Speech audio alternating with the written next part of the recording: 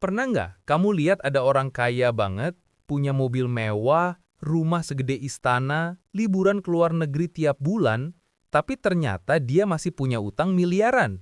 Lucunya, dia malah kelihatan santai-santai aja, seakan-akan utang itu bukan masalah. Sekarang bandingin sama kita. Kalau telat bayar cicilan motor sebulan aja, rasanya kayak dunia mau runtuh. Jadi kenapa ya orang kaya justru suka berutang?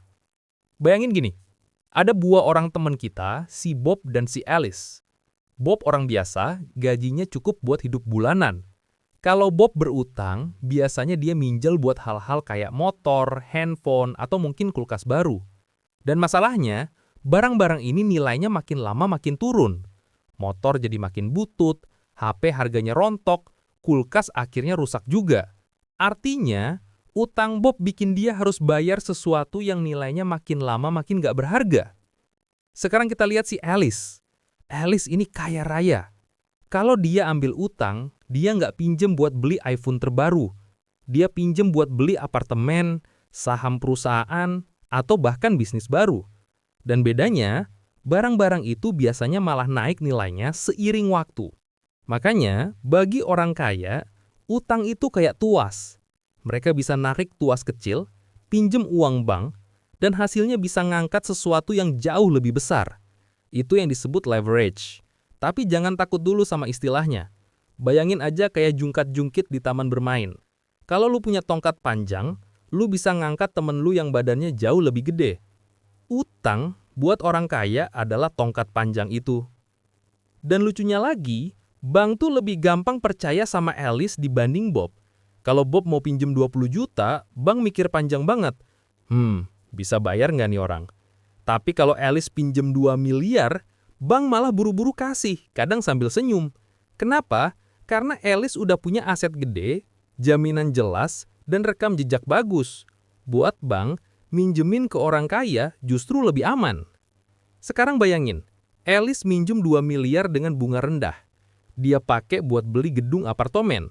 Gedung itu tiap bulan kasih dia pemasukan dari sewa.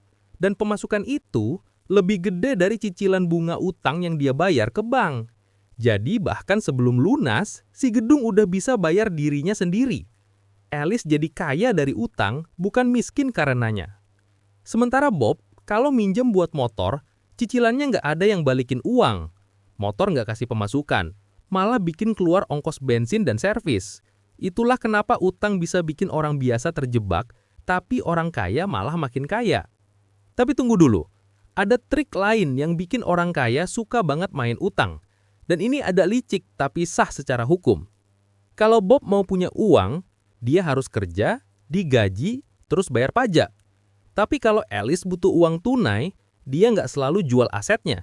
Karena kalau jual, kena pajak. Dia tinggal, ya betul, ambil utang.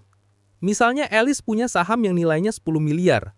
Kalau dia jual, pemerintah langsung potong pajak capital gain. Tapi kalau dia pakai saham itu sebagai jaminan dan pinjem 2 miliar dari bank, uang itu masuk ke rekeningnya tanpa kena pajak sama sekali.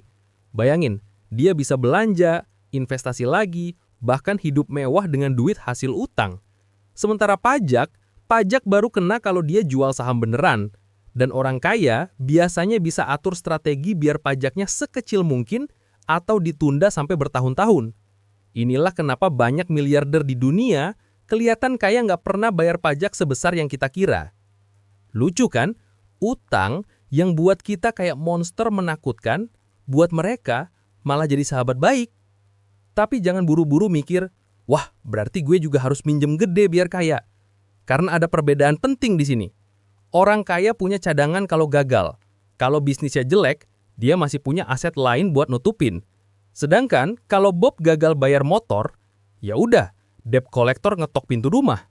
Tapi tunggu, ada satu hal lagi yang sering bikin orang kaya tambah pede berutang. Bahkan senyum-senyum sambil tanda tangan kontrak, yaitu bunga pinjaman yang super rendah. Bayangin gini, kalau kamu minjem duit dari teman, biasanya ada rasa nggak enak. Terus temenmu bilang, ya udah balikin aja 2 bulan lagi, nggak usah tambah apa-apa. Itu kan enak banget. Nah, sekarang skala orang kaya bisa minjem bukan dari teman, tapi dari bank. Dan Kadang bunga pinjamannya kecil banget, bahkan lebih rendah dari inflasi. Kalau inflasi 5% setahun, tapi bunga pinjaman cuma 3%, artinya secara matematis si Ali sebenarnya untung dengan berutang. Karena nilai uang 2 miliar yang dia pinjemin ke bank bakal makin kecil nilainya tahun depan. Tapi aset yang dia beli, misalnya properti, malah makin mahal. Jadi, inflasi yang bikin kita semua ngeluh harga cabai naik justru jadi sahabat terbaiknya orang kaya. Sekarang coba pikir, kalau kamu bisa minjem duit murah, lalu taruh di sesuatu yang nilainya naik lebih cepat dari bunganya, itu kayak lagi main monopoli, tapi dikasih cheat code. Dan cheat code ini nggak cuma berlaku buat properti. Banyak orang kaya pakai strategi utang buat saham, buat bisnis, bahkan buat beli karya seni. Yang kayaknya aneh banget kalau kita lihat. Lukisan cat ciprat-ciprat, harga miliaran. Kita geleng-geleng kepala, tapi bagi mereka, itu bukan cuma lukisan. Itu aset. Bisa dipajang di ruang tamu, tapi juga bisa dijadikan jaminan utang di bank. Jadi, lukisan itu kayak kartu ATM rahasia. Lucunya lagi, makin kaya seseorang, makin gampang dia minjem. Kayak lingkaran ajaib. Bank bilang, "Oh, kamu punya banyak aset, silahkan minjem lagi." Dan Alice pun mikir, kalau gitu, kenapa enggak? Utang itu kayak pintu yang makin lama makin besar kalau kamu udah berhasil masuk.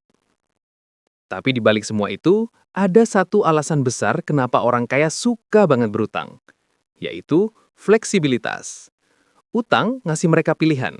Kalau mereka lihat peluang bisnis yang butuh modal cepat, mereka tinggal gesek kartu utang mereka.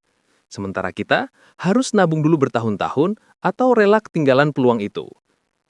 Misalnya, ada tanah strategis mau dijual murah karena pemiliknya butuh uang cepat. Alice bisa langsung minjem ke bank dengan jaminan sahamnya dan beli tanah itu. Tahun depan, harga tanah bisa 2 kali lipat. Sementara Bob, ya masih nabung pelan-pelan di rekening tabungan yang bunganya kalah jauh sama inflasi. Ada juga faktor psikologi. Orang kaya ngerti kalau uang mereka nggak harus diam. Mereka tahu kalau bisa mempekerjakan uang untuk bekerja. Utang adalah salah satu cara bikin uang kerja lebih keras daripada mereka sendiri. Makanya, mereka nggak takut. Sementara kita biasanya mikir utang itu kayak rantai besi yang nyeret kita ke bawah. Nah, di titik ini mungkin kamu mikir, tapi bukannya utang tetap ada risikonya? Gimana kalau bisnisnya gagal? Betul, tapi disinilah permainan orang kaya beda. Pertama, mereka biasanya punya tim penasihat, orang-orang pinter yang tugasnya cuma mikirin risiko. Kedua, kalaupun mereka gagal, mereka masih punya safety net. Mereka bisa jual sebagian aset, atau paling mentok restrukturisasi utangnya. Bank pun nggak buru-buru nagih dengan cara kasar, karena bank tahu Alice masih punya nilai. Sedangkan Bob, kalau Bob nggak bayar cicilan motor, bank atau leasing nggak peduli. Motornya langsung ditarik, kadang disertai drama di depan rumah. Itu unfair? Ya, kelihatannya memang begitu. Tapi sistem keuangan emang kayak gitu. Main aman dengan orang yang udah aman. Dan ada trik licin lain. Pajak utang bisa dipotong. Kalau Alice punya bisnis dan dia pinjem buat modal, bunga utang yang dia bayar bisa dihitung sebagai biaya, dan itu ngurangi tagihan pajak. Jadi dia nggak cuma pakai utang buat dapetin aset, tapi juga buat ngecilin tagihan pajak. Satu tembakan, 2 burung. Beda jauh sama Bob. Kalau Bob bayar cicilan motor, ya udah gitu aja. Nggak ada yang bisa dipotong dari pajaknya. Jadi lagi-lagi, aturan mainnya kayak lebih ramah buat orang kaya. Sekarang coba lihat dari sisi pemerintah. Kenapa sih sistem ini kayak dibiarkan aja? Kenapa nggak dibalik biar lebih adil? Jawabannya simpel. Orang kaya yang main di level ini biasanya juga ngasih kontribusi gede ke ekonomi. Mereka buka lapangan kerja, investasi di proyek besar, dan bikin roda ekonomi berputar. Kalau pemerintah bikin aturan terlalu keras soal utang, investasi bisa seret. Jadi sistem ini terus berjalan, walau sering bikin kita gigit jari. Mari balik lagi ke Alice. Dengan utang, dia bisa punya apartemen yang tiap bulan kasih sewa. Sewa itu bisa dipakai buat bayar cicilan, dan sisanya masuk kantong. Kalau apartemen harganya naik, dia untung lagi. Kalaupun ada inflasi, cicilan yang tetap malah terasa ringan dari tahun ke tahun. Artinya, seiring waktu, utang yang awalnya kelihatan kayak beban, justru jadi batu loncatan. Sekarang bandingin sama Bob. Bob bayar cicilan motor 5 tahun. Begitu lunas, motornya udah turun harga. Malah mungkin tinggal setengahnya. Bob nggak dapat penghasilan tambahan dari motornya, malah keluar ongkos bensin, servis, dan pajak kendaraan. Inilah jurang perbedaan cara pakai utang. Dan sebenarnya, utang itu netral. Sama kayak pisau. Bisa dipakai buat masak, bisa juga melukai. Orang kaya ngerti cara pegang pisaunya. Orang biasa seringkali malah kepotong sendiri. Tapi ada satu hal menarik. Kadang, orang kaya sengaja ambil utang walaupun mereka bisa bayar cash. Kenapa? Karena mereka lebih suka uang mereka dipakai buat hal lain yang lebih produktif. Contoh, Alis bisa aja bayar apartemen seharga 5 miliar cash. Tapi kalau dia ambil utang 70% dari harga, artinya dia cuma keluar 1,5 miliar. Sisanya 3,5 miliar bisa dia taruh di investasi lain yang mungkin kasih keuntungan lebih tinggi. Jadi bukan soal nggak punya uang, tapi lebih ke uang gue bisa kerja lebih keras kalau dipecah ke beberapa tempat. Dan trik ini jadi makin gila kalau digabung sama strategi utang dari utang. Misalnya, apartemen yang dia beli dengan utang, nilainya naik. Nilai naik itu bisa dipakai buat jaminan utang baru. Jadi aset lama jadi mesin buat dapat aset baru. Itu kayak domino efek, tapi versi finansial. Coba bayangin kayak Alis main game Sims. Setiap kali dia beli rumah, rumah itu bisa dipinjemin lagi buat beli rumah baru. Dalam waktu singkat, dia punya satu kota kecil. Buat kita, kayaknya mustahil. Buat mereka, itu cuma strategi biasa. Dan ada satu hal terakhir yang bikin utang ini jadi favorit orang kaya. Mereka bisa negosiasi. Kalau kita telat bayar cicilan, nggak ada negosiasi. Tapi kalau mereka punya utang miliaran, bank nggak bisa asal tarik. Bank lebih takut kehilangan mereka sebagai nasabah besar. Jadi, seringkali justru bank yang lembek dan kasih keringanan. Jadi sebagai kesimpulan, orang kaya suka berutang bukan karena mereka keceroboh, tapi justru karena mereka ngerti cara mainnya. Mereka pakai utang sebagai alat buat bikin uang kerja lebih keras. Mereka minjem bukan buat konsumsi yang habis pakai, tapi buat aset yang bisa tumbuh nilainya atau kasih penghasilan baru. Bunga rendah, inflasi, aturan pajak, dan akses gampang ke bank bikin permainan ini jadi makin gampang buat mereka. Buat kita, utang seringkali jadi beban. Buat mereka, utang jadi tuas yang bikin makin tinggi. Pisau yang sama, tapi cara pegangnya beda. Kalau kamu bisa ngerti prinsip ini, kamu bakal ngelihat utang dengan cara yang lebih dewasa. Bukan berarti semua orang harus buru-buru ngutang kayak orang kaya. Tapi ngerti gimana mereka main bisa jadi pelajaran penting. Kalau ada satu pesan sederhana, mungkin ini. Jangan biarkan utang jadi rantai, coba bikin utang jadi alat. Tapi mulai kecil, mulai hati-hati. Jangan coba main level Alis kalau masih di level Bob.